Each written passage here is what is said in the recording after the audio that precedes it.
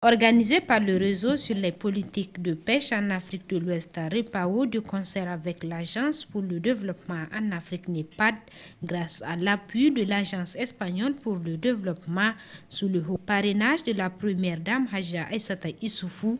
présidente de la Fondation Gourivi Meilleur. Cet atelier régional de renforcement des capacités des femmes de l'Afrique de l'Ouest et du Centre vise à jeter les bases d'un partenariat africain afin de permettre aux femmes de jouer un rôle de premier plan dans la création de valeur ajoutée dans le secteur de la pêche. Le commerce intra-régional de produits halieutiques en Afrique présente d'énormes potentialités qui sont jusqu'à présent peu connues ou peu exploitées. C'est pourquoi, à travers cet atelier, le réseau sur les politiques de pêche en Afrique de l'Ouest, REPAO, le groupe de travail sur le commerce du partenariat africain pour les pêches du NEPAD et le département genre aussi du NEPAD comptent nouer un partenariat avec les femmes évoluant dans le secteur de la pêche en Afrique de l'Ouest et du Centre pour leur faire bénéficier des informations leur permettant de tirer au maximum le maximum de profit des opportunités créées par les initiatives de l'Union africaine, mais aussi des communautés économiques régionales pour booster le commerce intra-régional de produits halieutiques. La majorité de cette population est composée par les femmes exploitantes agricoles qui représentent plus de 80% de la production alimentaire du continent. Et comme j'ai l'habitude de le dire,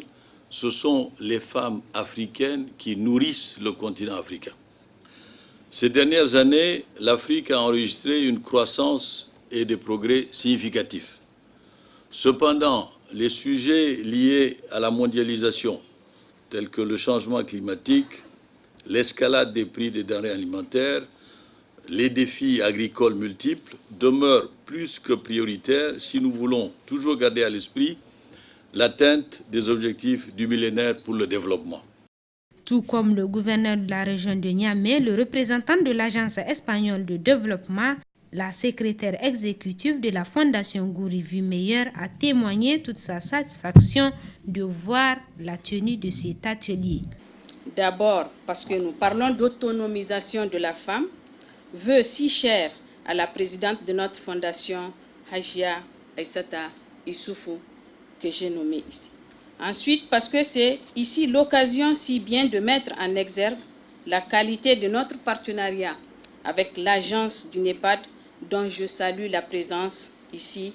de son secrétaire exécutif, Dr Ibrahim Hassan Mayaki. Le ministre de l'Environnement, de la Salubrité urbaine et du Développement durable a saisi ainsi l'opportunité pour exhorter les participants à cet atelier à des débats enrichissants. Le commerce intra-régional des produits halieutiques souffre d'une faiblesse de communication et d'échange entre les acteurs. En effet, comment comprendre que nos marchés sont envahis par du poisson de qualité douteuse venant souvent des pays lointains, alors qu'il est même jeté dans certains pays de la sous-région? C'est dire que le commerce intra-régional des produits halieutiques en Afrique, présentant des potentialités jusque-là peu connues ou peu exploitées, a de beaux jours devant lui. À cet effet, le renforcement des échanges commerciaux des produits de la pêche entre nos différents pays